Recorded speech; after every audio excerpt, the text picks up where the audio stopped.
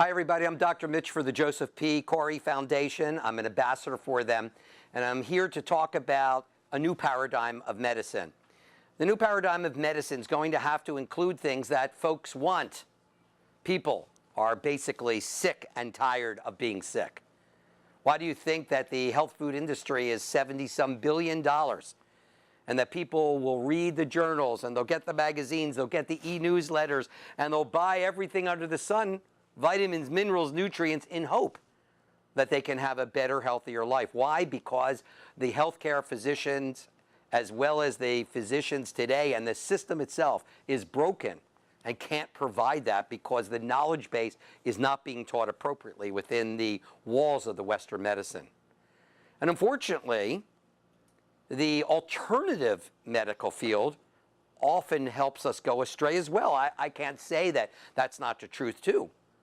There are literally hundreds of alternatives: Western herbology, Eastern herbology, nutrition, intravenous, hormone therapy. Someone calls you on the phone and tells you by your voice what's wrong with you. Reiki, all these type of theories. So the new paradigm has to be part of the following.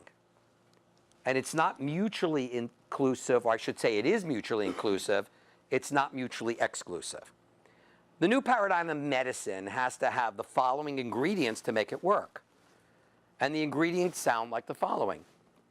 When I make a treatment protocol for one individual, and I've done all my homework, and I've listened to that individual patient, and I've listened and looked at their lab work, and I've listened and looked at their structural test, and I've listened and looked at their functional test, and I've listened and looked at their genetic testing, I have to then decide on an individual basis, not on some algorithm, but on an individual basis, what he needs compared to what she needs, because we're all different.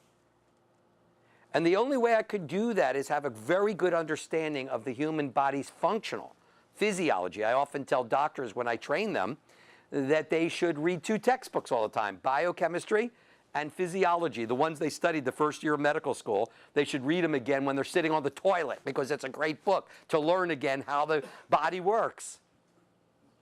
But here's the way we're going to have to treat. At the end of the day, when you have a patient, that patient is not a disease. Sorry. That patient may have diseases, but that real patient has a conglomerate of problems based upon their chemistries that have allowed their cells to go in the wrong direction, whether it's heart disease, cancer, whatever it is. And so when I go to start and make a treatment for them, a plan for them, I've got to consider 5 things. I've got to consider, 1, what they're eating. I don't care who you are. If you're not eating the right things, we talked about previously in other sessions about how food, you're going to eat a lot more food than you take a vitamin pill. You could take 100 vitamin pills a day, but the food makes that up in 2 gulps. So what is that person eating? Is it clean? Is it fresh? Is it healthy food? Will it replete the cells to make them healthy? The second thing what I'm going to do is I'm going to say there's got to be some oxygen that gets into the cell. On a normal basis, oxygen can pass into the blood cell unimpeded. There's a membrane around it. This microscopic membrane is the brains of that cell. It allows oxygen to go through, and even if there's a 35% reduction, that's not a lot. That cell's dying or it becomes cancer. That's Otto Warburg's. And his work has been repeated in the 1950s, same story. The next thing I've got to make sure, other than getting oxygen into that cell, is I got to make sure that the cells can communicate. Does this person have the proper balance of hormones? And can these hormones be shunted to safe metabolic pathways? Does this person have enough of these gases to help the cells talk to each other? Does this person have enough light, electrical activity to allow the cells? We are an electrical being. The next thing that we have to determine is, do we have enough nutrition?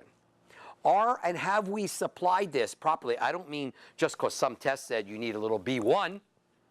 Do you have enough B1, B2, B6, B12, coenzyme Q10? Do you have all the basic building blocks so that the cells can do their work appropriately and act and look youthful? Next, we want to make sure that whatever things that we have found that do not belong in the cell can be removed. A word that's easily passed around is we're going to detox. I have no clue what that means because you have to know what you're detoxing. Are you detoxing metals? Are you detoxing some sort of gas? Are you detoxing oil? I don't know what you're detoxing. So the detox should match the problem that that person has, and sometimes it's a matter of just supporting that person's number one detox source, which is the liver. So if I do every program in mind with each individual that sits in front of me with the following thought: did I give them the proper diet for that individual? And don't think that every diet's meant for anybody. Raw diet's great for one person, it's horrible for another. It actually can cause problems. The predicate diet can be great for one person, can be awful for another. A low carbohydrate diet's great for one, there's many heart attacks caused by it too. It just goes down the line. What's right for you is right for you. Did I take the time to make sure that this person has some sort of exercise for him or something to improve the oxygen to the cells? And did I fix their hormones properly? There's many ways to fix it, and all those other substances. Did I give them oral and perhaps, and this is where this fits into this as the person that wrote the textbook on it, intravenous nutrition. Why? Because it's 100% absorbable. It goes right to the cells. I can fill the tank up in a few visits. Why the gut begins to work so the oral will begin to work again. And of course, take out the things or not. The thing is very simple.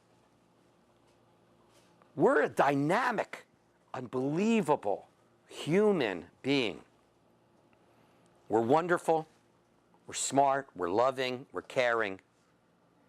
We're here to be on this earth to enjoy it, to laugh. Every major sage ever has talked about the same thing. Can we laugh? Can we love? Are we here to go to sleep at night? I go to sleep at night every night. I pray and I meditate at least an hour twice a day. The last thing I do before I close my eyes at night is I say, did I help someone today? Did I make someone smile today? Because I don't know if I'll be here tomorrow. I had surgery this last week. I didn't know. I know everything bad that can happen in surgery. I didn't know if I'd make it. I figured I would because my health level is great. But you never know. It's the old adage, don't put off today for tomorrow. Go to bed saying, you know what, I did my job good today. I made someone smile today. I made someone laugh today. I made someone healthy today. I made someone feel good today. I told someone I loved them today. And at the end of the day, when we talk about a new paradigm, it's only about one person. That's you.